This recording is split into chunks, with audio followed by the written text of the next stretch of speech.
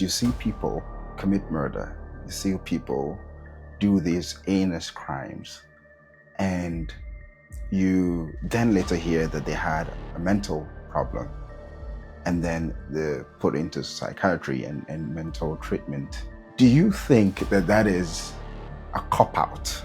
So I don't think it's a cop-out. So the outcome in a court of law is dependent on the law.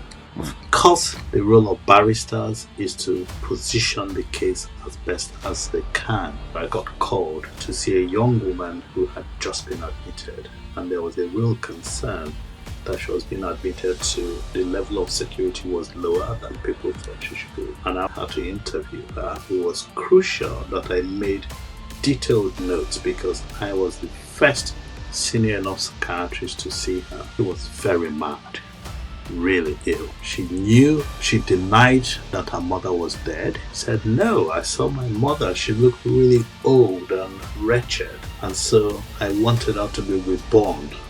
So she'll be fresh and new. And I shouldn't worry. She's going to come back and be fresh and new." She had killed her mother.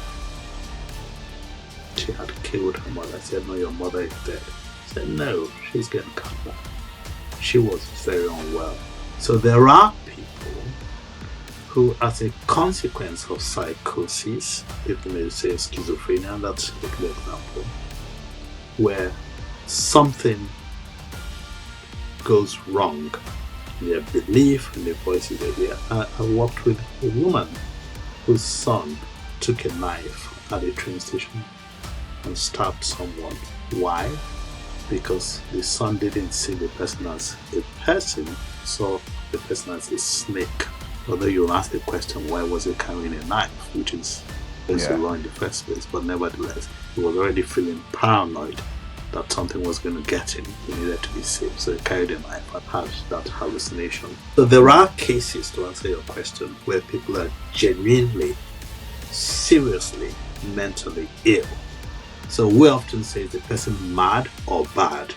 But there are also some people who are really bad, who have no feelings, no empathy, no emotions, and who will do stuff.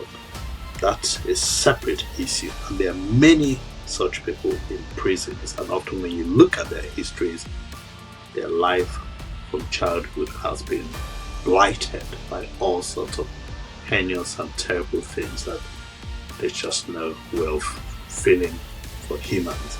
But then there are people who genuinely have mental illness, who at the time of the event were completely out of, use their language, out of their minds.